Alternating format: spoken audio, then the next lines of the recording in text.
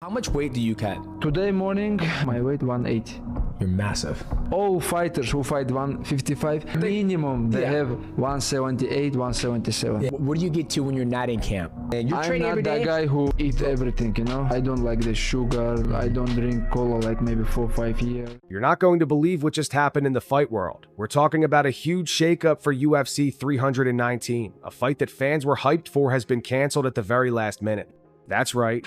A match everyone thought was locked in is now off the table. And the reason? Nobody knows yet.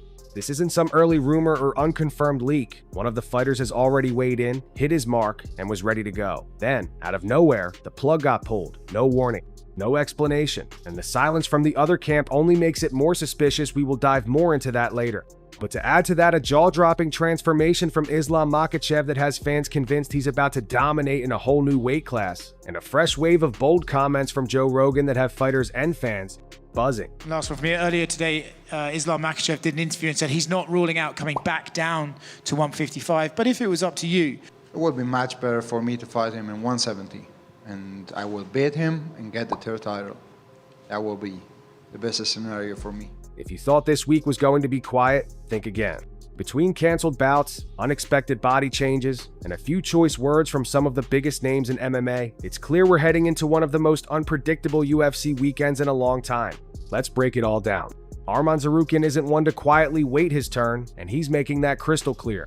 The lightweight contender, who recently served as the backup fighter for a major card, has been throwing verbal jabs at Ilia Topuria not about his personality, but about his fighting skills. Tsarukyan says that while Topuria's boxing is solid, it's one-dimensional. In his words, boxing alone won't win you championships in the UFC. With Arman Tsarukyan weighing in as the backup, is he getting back in the good graces with you and the...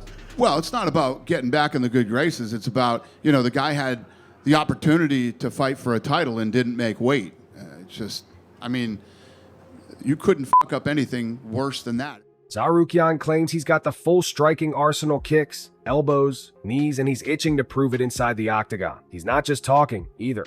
His plan is to take the belt from Topuria if given the chance, then wait for Islam Makhachev to return to lightweight so he can face him too. That's a bold strategy, calling out not one, but two of the division's most dangerous fighters. While Topuria has been enjoying time off with his family, Tsarukyan's been in the gym, training with the mindset that the title is already his. Whether you see it as confidence or cockiness, it's got fans talking, and that's exactly what a fighter looking for a title shot wants. Khamzat Chimaev has heard all kinds of trash talk during fight weeks, and usually it's part of the game. But heading into UFC 319, he's making it clear that he's not letting words mess with his focus. I don't know, I believe him. When I've talked to him about it, and I remember even before he fought his last fight, he was saying, I want that guy. I want Khamzat. I want the guy that people think is the scary guy. Respect that. So not everyone saying that, you know. So a lot of guys was running away from me, you know. So he gets the champ. His opponent, Dricus du Plessis, is known for being sharp-tongued in press conferences, throwing out insults that can get under a fighter's skin. Chimaev isn't taking the bait. For him, it's all about showing up, fighting hard, and leaving with the win and the paycheck. He even said flat out that whatever du Plessis says doesn't matter, because at the end of the day, both fighters have to step into the cage and settle it there. That's not to say du Plessis is backing down. In fact, he's promising to meet Chimaev head-on from the first bell, pushing the pace in hopes of breaking him. It's a dangerous plan, especially against someone like Chimaev, who's known for coming out of the gate fast. The question is, will it turn into a brawl, or will one man's patience outlast the other's aggression? We're about to find out. During fight week, sometimes the most unexpected moments end up stealing the spotlight, and that's exactly what happened when Khamzat Chimaev and Daniel Cormier crossed paths. It's good to have you back, man. It's been too long. Thank you. Hey, you might be a good wrestler, Bo, Nickel, all those guys, but if you ever find yourself stuck in an octagon with me, I'll take your ass down over and over again. Boom! In a moment caught on camera, Chimaev literally picked Cormier up off the ground, and we're not talking about a light lift either. This was full-on, feet dangling, laugh-out-loud stuff. The clip went viral instantly, with fans cracking jokes and sharing it across social media. Chimaev brushed it off, saying it was all in good fun and that he has nothing but respect for Cormier as a fighter and as a person. The two even laughed about it later, joking back and forth about whether DC would get revenge before fight night. These kinds of moments might seem small, but they're gold for building hype. They show the human side of fighters, the part where they can laugh and mess around before going to war in the cage. It's a reminder that behind the intense stares and brutal training sessions, there's still room for humor. And in a sport that's often all business, those moments can make fans feel more connected than any trash talk ever could. Khamzat over here. Salam. Congratulations on your win. Wanted to get your thoughts on Dricus as a champion, his run so far, and what do you make of his grappling? What do you think, guys? How I done with this guy, Rob? How he done? Rob took him down. So if Rob took him down, so there is salam alaikum. What's interesting is that Chimaev could have been fighting for the title already. In fact, according to him, the UFC promised him a title shot right after his fight with Gilbert Burns, and that was years ago. But for reasons he says he doesn't know, it never happened. He admits he didn't push for answers. Instead, he just kept taking fights, earning money, and waiting for his chance. That patience might finally pay off if he gets past his current opponent, but it also raises questions. Did the UFC change their plans because of matchmaking politics? Was it injuries, timing, or just bad luck? Chimaev doesn't seem too bothered by the details, at least publicly. Still, for a fighter who's undefeated in the UFC and who's been building hype with every appearance, being told you're next, only to be made to wait for years, has to sting. Dana White confirms Khamzat Chimaev is next. Dricus Khamzat is a pretty big fight that you guys could put on right now. Yeah.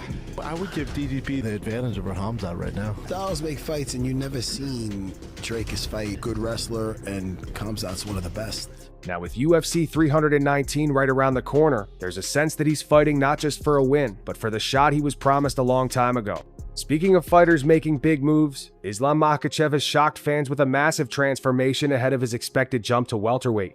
New footage shows him looking bigger and stronger than ever, and the reaction online has been wild. Some fans say he looks healthier at the higher weight, while others are calling him one of the most naturally gifted athletes in MMA. His Dagestani genetics, elite skill set, and now his size have people predicting he could dominate the division. Of course, there are skeptics, with a few joking that he's on secret juice. Regardless of the chatter, if the rumored fight against Jack Della Maddalena happens in November, it'll be one of the most talked about welterweight matchups in years. People say that because of that, Islam deserves some maybe pound for pound #1 rankings. He's already the pound for pound #1 ranking. But is he yours? Yeah. Yeah. Now you know, Dana, now you know. Honestly, I'm very happy because now nobody can say something. I feel like #1 best fighter in the world right now. The size difference alone will be worth watching, especially if Makhachev shows up bigger than his opponent on fight night. Moving up a division is always risky, but if he can carry his speed and grappling to 170 pounds, we might be looking at a 2-division threat, and that changes everything for the UFC's future matchmaking. Then there's Conor McGregor, who once again managed to stir up conversation without even stepping into the cage. He posted new sparring footage online after completing his first anti-doping test in a while, hinting that a comeback could be near, but instead of universal excitement, the reaction was split. Some fans mocked the quality of his sparring partner, joking that McGregor was beating up an Uber or DoorDash driver. Others critiqued his speed, balance, and overall sharpness, saying he's a shadow of his former self. A few even suggested it might be time for him to retire. One comment pointed out that ever since his leg break, his stance looks unstable and his movement less fluid. McGregor hasn't directly responded to the criticism, but the timing of the footage feels deliberate, like he wants to remind people he's still here. Whether it's enough to rebuild excitement for a potential fight with Michael Chandler remains to be seen, especially since Chandler himself doesn't sound convinced the matchup will actually happen. Joe Rogan also made waves this week, but not for anything controversial. Instead, he gave massive praise to Michael Venom Page, calling him the hardest puzzle to solve in all of MMA.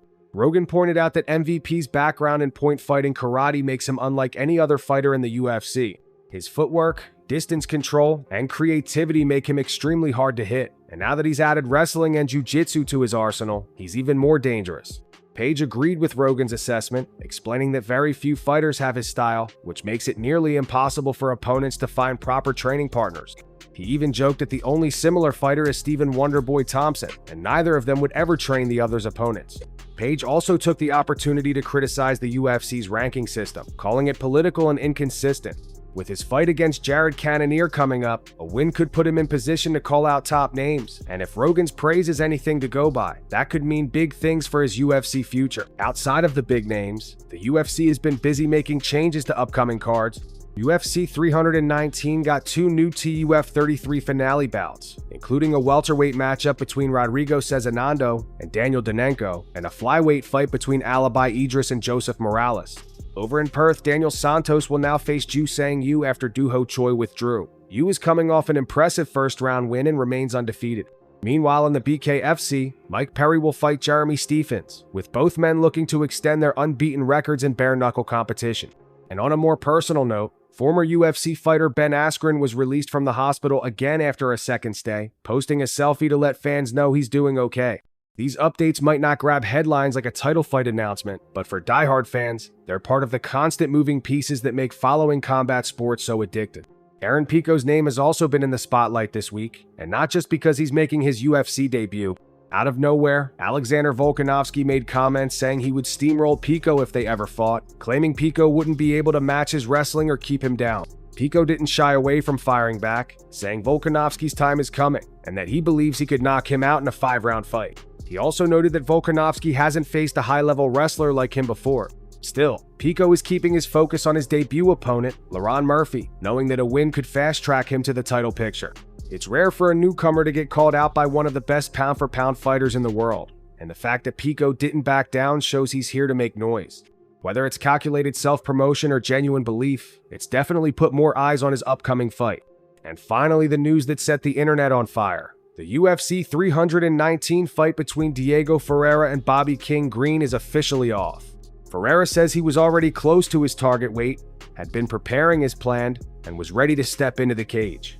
Then, seemingly out of nowhere, the fight was canceled. No reason was given, and so far Green hasn't commented. For fans, it's frustrating. Fights can fall through for many reasons, but when it happens this close to the event without an explanation, it leaves everyone guessing. Was it an injury? A failed medical?